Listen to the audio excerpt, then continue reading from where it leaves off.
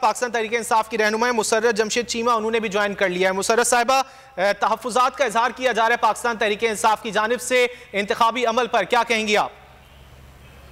बिस्मिल्लाहिर्रहमानिर्रहीम। बहुत शुक्रिया। तहफ़्फ़ुज़ात का आज हम इजहार नहीं कर रहे।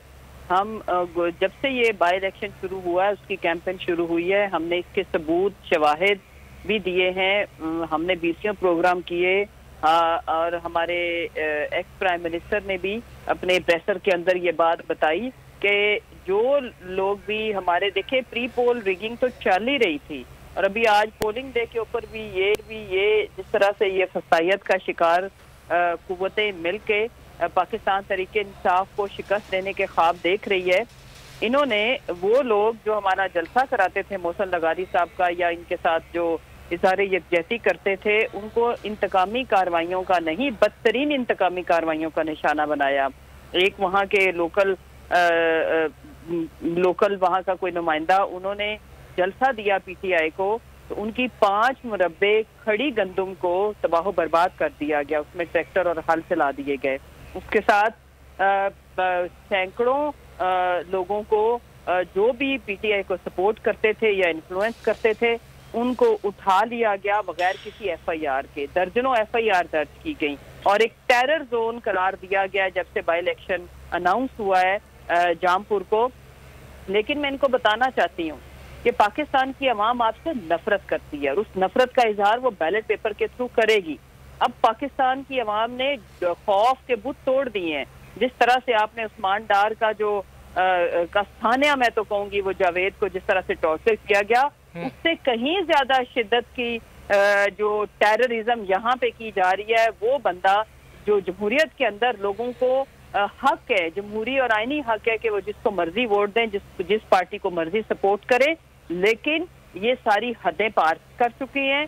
इतना तो हमने ज़िया का दौर मैंने देखा नहीं, लेकिन मैंने जितना भी सुना है, इस तरह की बदतरीन वहशियाना इंतकामी कार्रवाइयाँ कभी भी हमने नहीं सुनी पाकिस्तान की तारीख में, कि लोगों को बरहिना करना। अब प्रेशराइज करने के लिए जो मर्द नहीं टूटता, उसकी फैमिली को, उसकी बहनों को, बीवियों को उनके सामने बरहिना करके तशद्दुद करना, इसकी किसी मुआशरे में भी इजाजत नहीं है। दुश्मन के साथ भी ये सलूक आप नहीं रख सकते।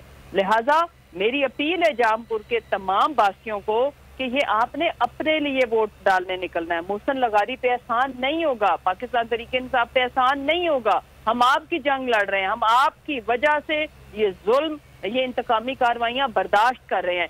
एक ही चीज है जो मोहसिन लगारी साहब को इलेक्शन जितवा सकती है कि आप अभी उठे, सारे दुनिया के काम छोड़े, वोट डाले। टर्न आउट जितना हम बेहतर करेंगे, जितने लोग ज्यादा तादाद में निकलेंगे, उससे ये जो इनकी मैनेजमेंट है रिगिंग की, उस पर हम काबू पा सकेंगे। जो कि हमने जुलाई के बाई इलेक्शन में पंजाब में यही एक चीज थी जिसने हमें जितवाया, बिकॉज 10,000 प्लस से ये लोग चल रहे थे। ये कहते थे हम हर सूरत जीतेंगे, लेकिन पाकिस्तानी अवाम ने इनकी जो 10,000 की रिगिंग थी, मैनेजमेंट थी, उसको अपने पांव तले रौंदा, स्टैंप करके बल्ले के ऊपर, बल्ले के निशान पे मोहर लगाए, खुदारा निकले। ये हमारी आने वाली नस्लों की बात है। ये मोहसिन लगारी साहब को कोई फर्क नहीं पड़ना अगर वो एक इलेक्शन हार जाएंगे।